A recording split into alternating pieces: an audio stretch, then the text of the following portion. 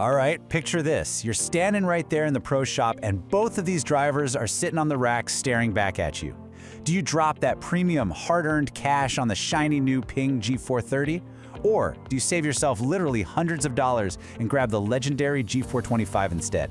It's honestly the ultimate golfer's dilemma. It really is, man, and today we're finally gonna solve it.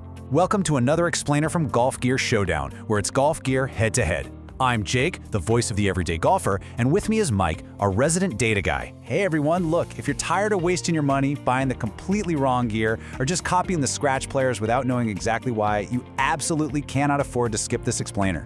We're putting these two heavyweights in the ring to figure out exactly which one actually belongs in your bag. So, let's dive right into this matchup.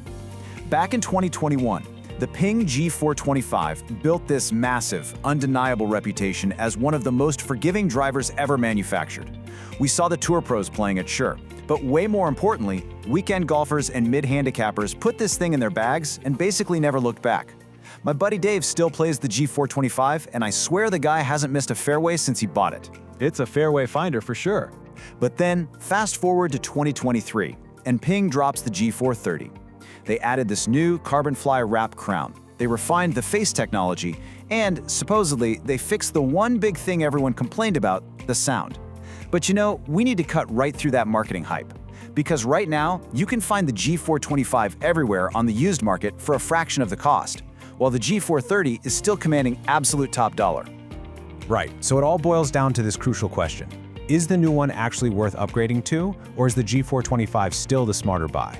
I know you've been standing there looking at the rack asking yourself this exact thing. It is so frustrating trying to figure out if that new tech is actually going to translate to lower scores for, say, a 15 handicapper, or if it's just going to drain your wallet. We completely hear you, and we're going to break it down logically. Here's how we're structuring today's showdown. We're going through 6 tail-of-the-tape rounds. Round 1 is distance, round 2 is forgiveness, round 3 is accuracy and control, round 4 is sound and feel, round 5 is price and value, and round 6 is best fit by golfer type.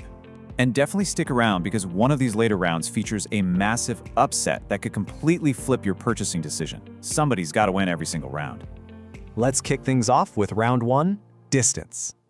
So we're looking directly at primary performance and design intent here. Thanks to the G430's new carbon fly wrap crown, Ping managed to save some weight and push it lower and deeper into the club head. Combined with a refined face, independent testing actually shows the G430 produces about 1 to 2 miles per hour of extra ball speed. For a player finding the center of the face, that translates to roughly 3 to 7 yards of extra carry, producing a slightly flatter, more penetrating ball flight. I hear you, Mike, and the data is cool, but 3 to 7 yards, for an average guy, that's maybe half a club on your approach shot. It's nice, but it's not exactly game-changing. Plus, let's look at the other side of the coin. For slower swingers, guys swinging under 95 miles per hour, the G425 actually launches higher and spins a touch more. And you know what? That extra spin actually keeps the ball in the air longer. I've seen slower swinging seniors hit the older G425 further simply because the G430's lower spin makes the ball just fall right out of the sky for them. So I'm calling round 1 for the G43, but only if you have a moderate to fast swing. For slower swingers, this distance gap is a dead tie. Moving right along, we've got round 2, forgiveness. Exactly. This round is all about what happens when you miss the center of the face, which, let's be honest, is what most of us are doing on a Sunday morning. And this is where Ping's engineering capability is just brilliant. We look at MOI, moment of inertia, which measures a club's resistance to twisting on off-center hits. The G430 Max 10K pushes that number right past 10,000 grams per centimeter squared. That is basically the legal limit under the rules of golf. On paper, those specs are just staggering. They really are staggering, yeah. But let's bring this back to the real world for a second. The 2021 G45 Max is a 202-gram sledgehammer, complete with a massive 26-gram movable tungsten weight in the back. When an average golfer hits it off the toe or the heel, the G425's forgiveness is practically indistinguishable from the G430's. It is incredibly stable. Sure, the G430 feels a little lighter and faster at 200 grams, but some guys actually need that heavier rhythm of the G45 to smooth out their tempo. Looking at their massive physical footprints, we have to award this round to the G430 Max 10K, but strictly by a nose. If you're comparing the standard Max models, it's a flat-out draw. Totally agree. But hey, before you make up your mind, you need to stick around, because round 3 is the one most golfers completely overlook when they're buying a driver, and it might honestly be the most crucial part of this entire showdown. That brings us right to round 3, accuracy and control. This round focuses heavily on shot shape and keeping the ball in play when the pressure's really on. The internal architecture of the G430 really shines here. Ping added these internal ribs that stiffen both the sole and the skirt. What does that do? It stabilizes the face at impact, which gives you noticeably tighter dispersion patterns. Your misses just stay way closer to your target line. Yeah, I've got to give this one to the G430. Even for an average player, dispersion matters so much more than raw distance. The G425 can sometimes produce a little more left-to-right variance on a really bad swing. Plus, if you fight a slice, the G430 SFT model has new draw and draw plus settings. The older G425 SFT, it just had a fixed draw bias.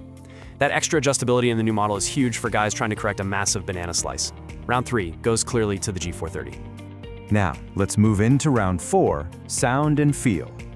I'm going to lead this one because it really tackles the psychological side of golf. Look, if a club makes you nervous before you even swing it, it is costing you strokes. And this is a landslide victory for the G430. The G425 is notoriously loud. People call it an aluminum bat, a metal trash can. It's this high-pitched ping that literally echoes across 3 different fairways. If you hit it inside a simulator, your ears will legitimately ring.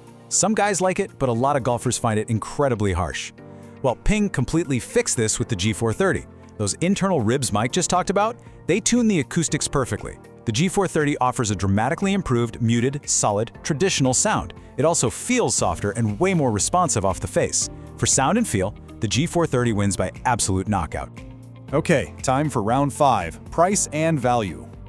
We're stepping out of the simulator and into your wallet to discuss market price. 90%, that is the number you need to remember here. Here is your ultimate smart shopper move. You can buy a used tank-like G425 on the secondary market for literally half the price of a brand new G430, while still getting 90 to 95% of the performance. The G430 is better, yes, but it is definitely not twice as good. Check out certified pre-owned programs, look for previous generation models. You completely bypass that initial depreciation hit. This is exactly what I'm talking about. The G425 is built out of titanium and tungsten. It is practically indestructible. For an everyday golfer, saving $400 means you can actually afford to go play a nice course, or finally get a couple of lessons. So comparing the premium retail price against the ultimate used value, the G425 is the undisputed value winner, period. Exactly. But now, here's the part where we tell you exactly who should buy each one of these drivers, and some of these answers are going to highly surprise you. Let's get right into the final rapid-fire round, best fit by golfer type. Because gear doesn't matter unless it fits your specific profile, let's run through this matrix.